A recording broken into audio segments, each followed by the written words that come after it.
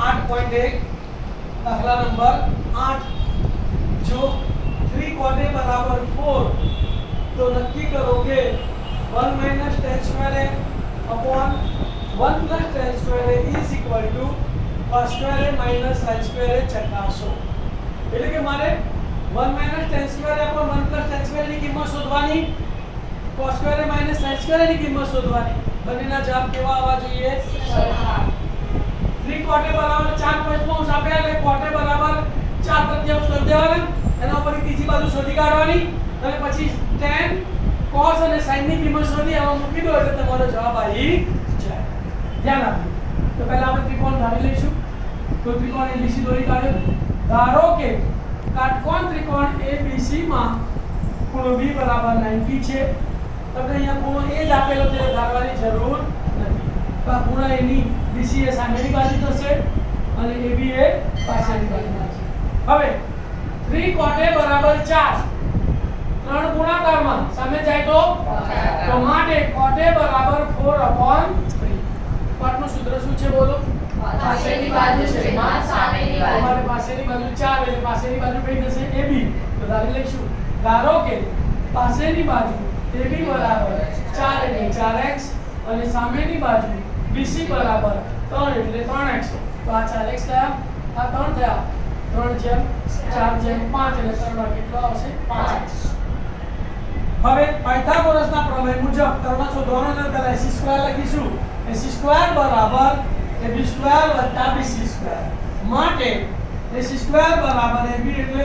4x નો વર્ગ વત્તા bc એટલે 3x નો વર્ગ 4x નો વર્ગ 16x² 3x નો વર્ગ 9x² 16 ને 9 25x² માટે ac² બરાબર 25x²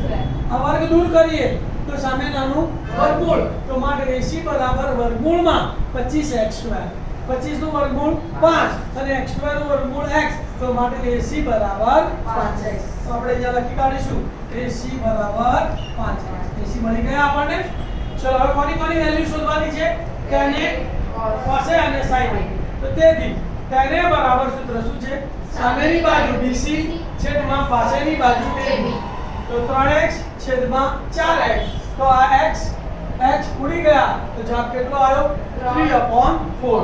એવી રીતે cos A બરાબર પાછળની બાજુ AB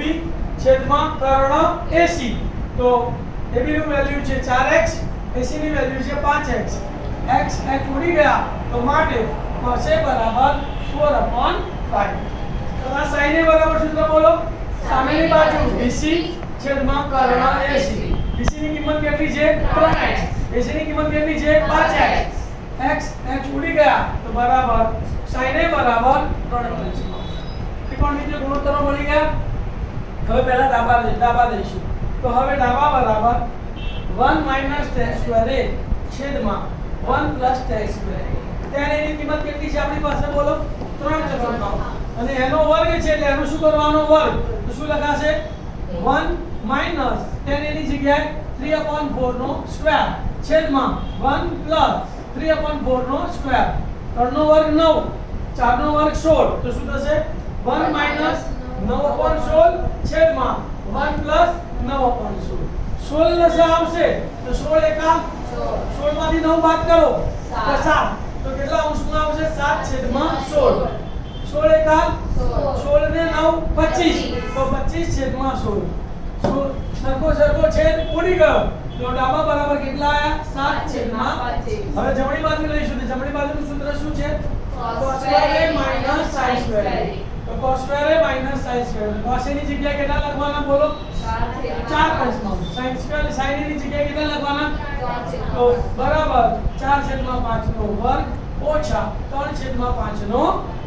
4 નો વર્ગ 16 5 નો વર્ગ 25 ઓછા 3 નો વર્ગ 9 5 નો વર્ગ 25 અપૂર્ણાંકના સરવાળા બાદબાકી આપણને આવડે છે છેદ કેવો છે તો અંશની બાદબાકી અને છેદ એનો એ જ તો 16 - 9 છેદમાં 25 તો 16 માંથી 9 જાય તો 7/25 ડાબા કેટલી હતી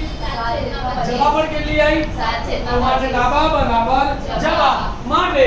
1 tan square A છેદમાં 1 tan square A બરાબર cos square A sin square A સાબિત કરી શકાય વિદ્યાર્થી મિત્રો ખ્યાલ આવ્યો મારી ચેનલને તમે લાઈક કરજો, સબસ્ક્રાઇબ કરજો અને શેર કરજો. Thank you. ઓમ નમઃ શિવાય.